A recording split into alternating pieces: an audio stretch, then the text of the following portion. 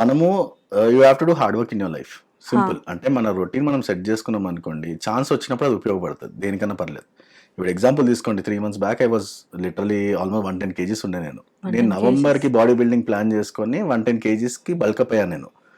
And when అగ్ని పరీక్ష ఇట్లా ఉంది అదని తెలిసినప్పుడు అప్లికేషన్ వేసినాక then my mind was like ఇప్పుడు నేను కట్ డౌన్ చేయాలి 20 kgs. అది ఎట్లా అనేది నాకు అర్థం కాలేదు. మీకు ఎంత టైం ఉండింది మీరు 108 kgs ఉన్నప్పటికీ? 2 months ఉండే, 1.5-2 months ఉండే నాకు. ఓకే, 1.5-2 months లో మీరు 20 kgs కట్ నేను డౌన్ ఆల్మోస్ట్ చేయాలా? అప్పటికి కొంచెం కటింగ్ ఫేజ్ లో స్టార్ట్ చేశాను అప్పటికి.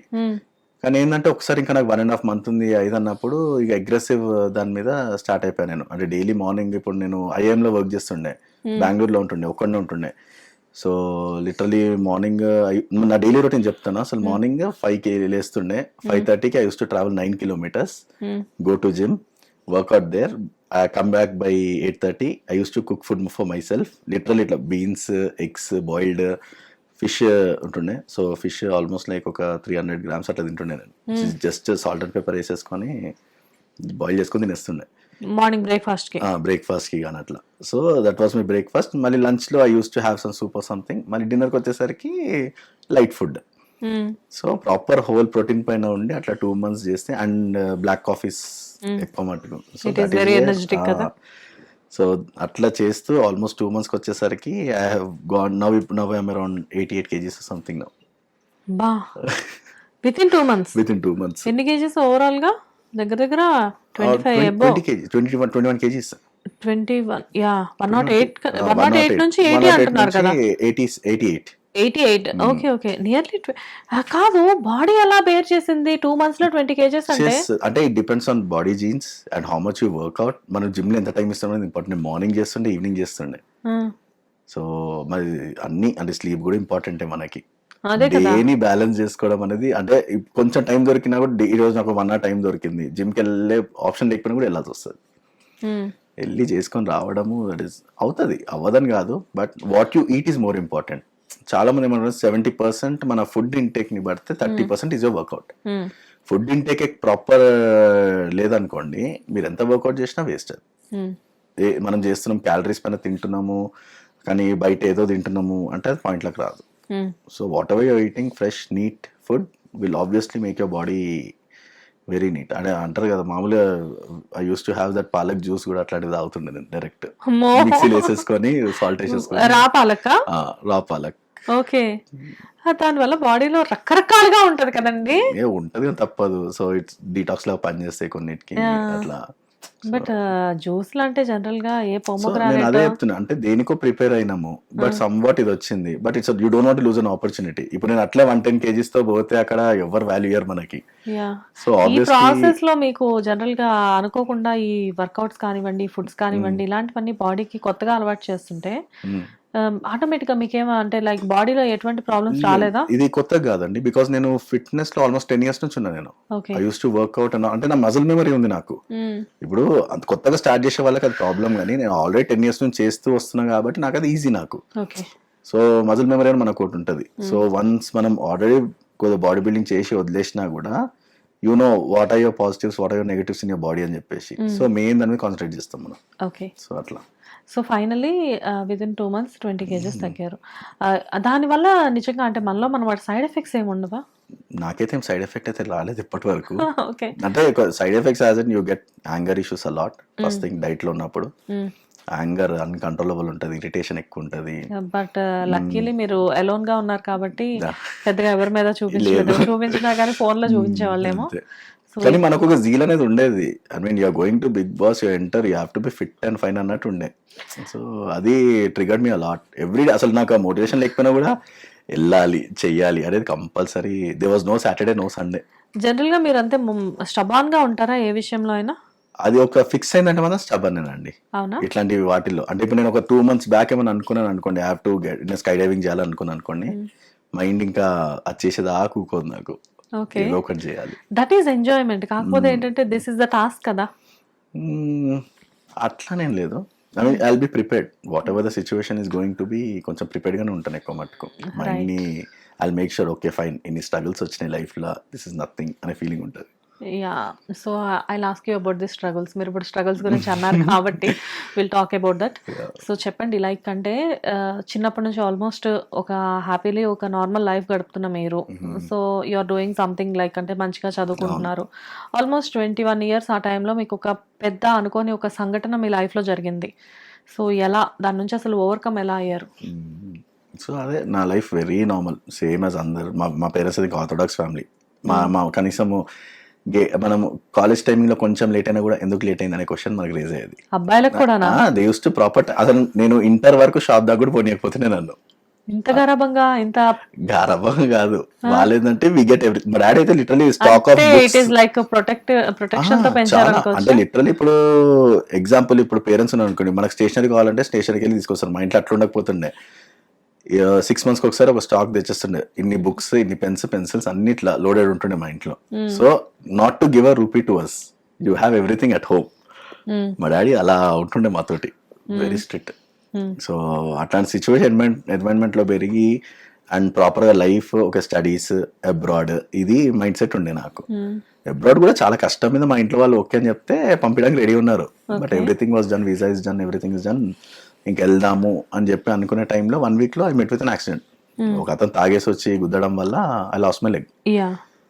సో ఆ ఇంపాక్ట్ ఎంత క్రియేట్ అయిందంటే అసలు బ్లాంక్ ఒక సెకండ్ కి, లైఫ్ ఇక్కడికేనా అనే క్వశ్చన్ మార్క్ వచ్చేసింది నాకు. అది అసలు టూ ఏం కదా మీరు ఆల్మోస్ట్ అప్పుడు. సో 21 years అంటే ఆ ఏజ్ లో మనకి ఏదైనా జరిగింది అంటే లైక్ అంటే ఫీవర్ లో కూడా కొంచెం ఎక్కువ రోజులు వచ్చింది అంటే డిప్రెస్ అయ్యే టైం అది. అమ్మో ఇదేంటి నాకు ఎందుకు వచ్చింది అని. బికాజ్ ఏంటంటే అంతకన్నా మెచ్యూర్డ్ గా ఆలోచించలేం మనం. కానీ it is very very very very serious thing in your life. ఈ విషయం గురించి మీరు వేరే ఇంటర్వ్యూస్ లో కూడా చెప్పారు. కాకపోతే నాకు ఇక్కడ కావాల్సింది ఏంటంటే ఆ డిప్రెషన్ నుంచి మీరు ఎలా బయటకు వచ్చారన్నది చెప్పండి. Okay, so basically first thing ఏంటంటే, నాకు చాలా మంది అంటారు నీకు అంత పెయిన్ ఎట్లా ఓవర్గో అయినాను అని చాలా మంది అడుగుతున్నాను. సో హాస్పిటల్లో నా లెగ్ ఇంజురీ అయిపోయింది. ఇంజురీ అయ్యాక సర్జరీ తర్వాత ఇన్ఫెక్షన్ అయింది. సో ఇన్ఫెక్షన్ అయ్యాక skin will become dark and all everything. So వాళ్ళు అన్నారు మోకాల పైకి తీసాలి ఇదని చెప్పారు. Then I was not ready for that. So వాళ్ళు ఏం చేస్తున్నారంటే అనస్థీషియా ఇవ్వకపోతుండే. So daily they use to clean with surgical blade ఉంటుంది కదా, దాంతో క్లీన్ చేస్తుండే. Literal no anaesthesia, nothing. Very painful కదా. పేరెంట్స్ నుండి నీయకపోతుండే, ఎవరి నుండి నీయకపోతుండే. సో లిటరలీ టీ షర్ట్ కూడా ఇట్లా మొత్తం పచ్చి అయిపోతుండే నాకు. డాక్టర్ అక్కడ నుంచి వస్తున్నాడు అంటేనే that voice use to trigger me. నా ఫేస్ చేంజ్ అయిపోతుండే, ఒక టైప్ ఆఫ్ ఫోబియాకి వెళ్ళిపోతుండే నేను. వాళ్ళు వచ్చి క్లీన్ చేస్తారు. ఇప్పుడు ఇదంతా 1 month ప్రాసెస్. లిటరల్లీ యూటెన్సిల్స్ ఉంటాయి చూడండి, అలా అడిగేటోళ్ళు. నరకం చూసినారు. నేను అంత పెయిన్ చూసినాక ఈరోజు నాకు దెబ్బ తగిలినా కూడా హార్డ్లీ 5 minutes. ఆ పెయిన్ ఇట్లా తగిలిందా, దెబ్బ తగిలింది, ఆ 5 minutes పెయిన్ ఉంటుంది నాకు అంతే. నాకు అసలు పెయిన్ అనేది కూడా మైండ్లో రాదు. Hardly 1/2 hour 5 minutes is the maximum time which I get in pain. But అలాంటి చేసేటప్పుడు ఇట్ ఈస్ కాల్డ్ డ్రెస్సింగ్ అంటున్నారా మీరు? అది డ్రెస్సింగ్ కాదు, అది బేసికలీ దాన్ని ఊన్ని అలైవ్ చేయడం అంటారు దాన్ని. Okay okay. సో ఇప్పుడు ఎగ్జాంపుల్ అలా అలైవ్ చేయడం ఎందుకు? అదే ప్రాసెస్. మేము యాక్చువల్లీ వేరే దగ్గర కూడా అనుకున్నాము చాలా. మేబీ హాస్పిటల్ ఏమన్నా తప్పు అవుతుందేమో, మేబీ ఇది ఇంత ఎఫెక్టివ్, పేరెంట్స్కి ఉంటుంది కదా భయం అనేది, ఎందుకు ఇంత టార్చర్ పెట్టి చేయడము అని చెప్తారు కదా. సో బేసికల్ వాళ్ళు అన్నారు ఏంటంటే అనస్థీషియా ఇస్తే అది ఆల్రెడీ మళ్ళీ ఏమంటారు దాన్ని నమ్మైపోతుంది, అలర్నెస్ అనేది రాదు దానికి. So this is the only process.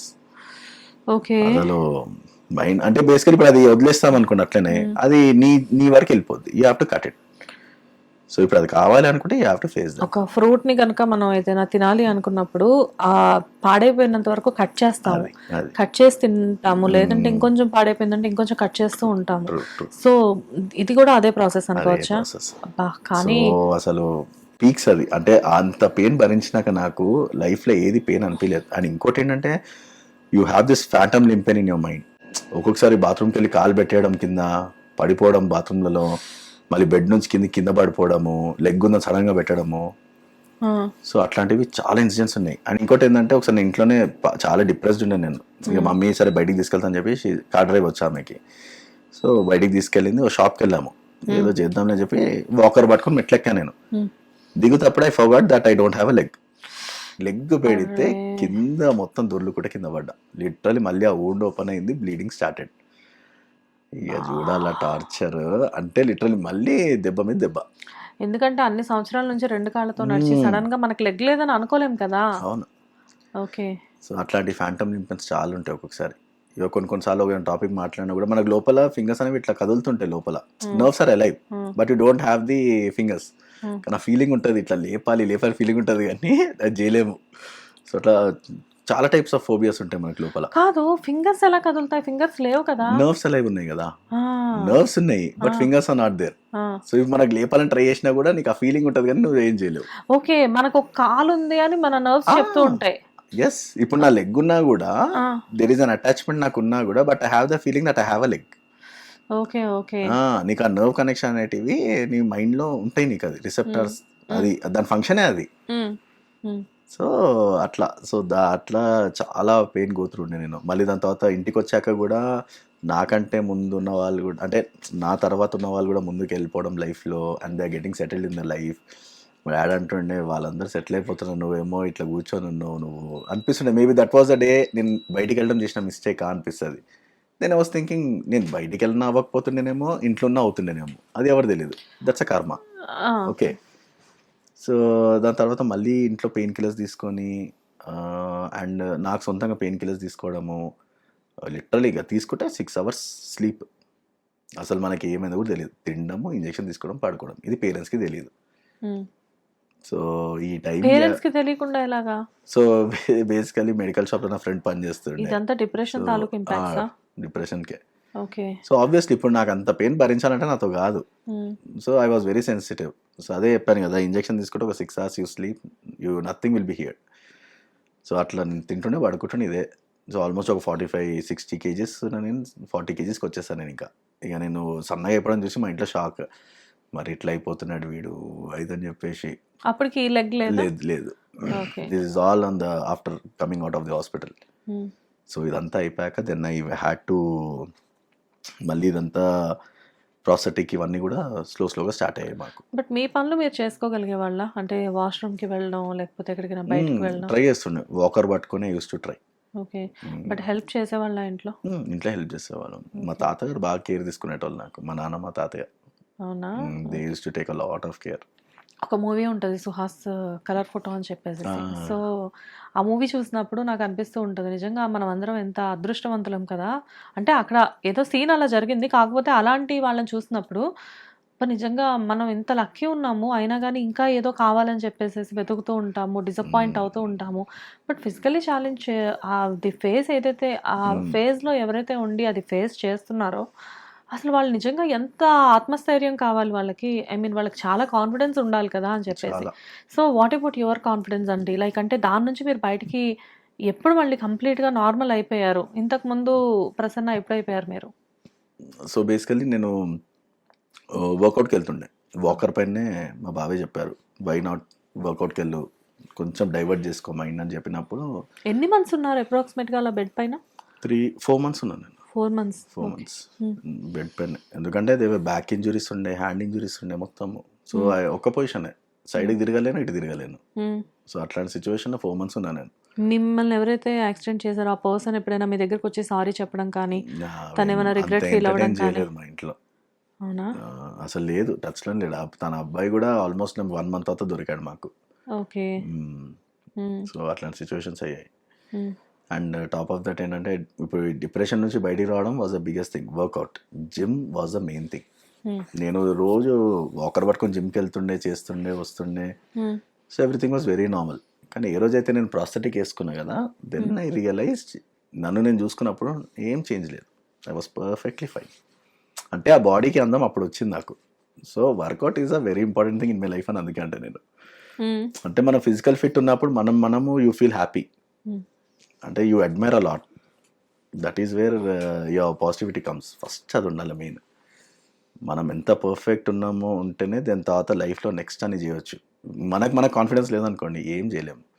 ఇప్పుడు చాలామంది ఉంటారు, నేను లావు నువ్వు ఇట్లా అట్లా అంటే try attempting it. If you don't attempt it not possible. ఇప్పుడు నేను అన్నట్టు 2 months, కొంతమంది 2 months పట్టవచ్చు, కొంతమంది 3 months పట్టవచ్చు, కొంతమంది 1 year పట్టవచ్చు, 1.5 years కూడా పట్టవచ్చు.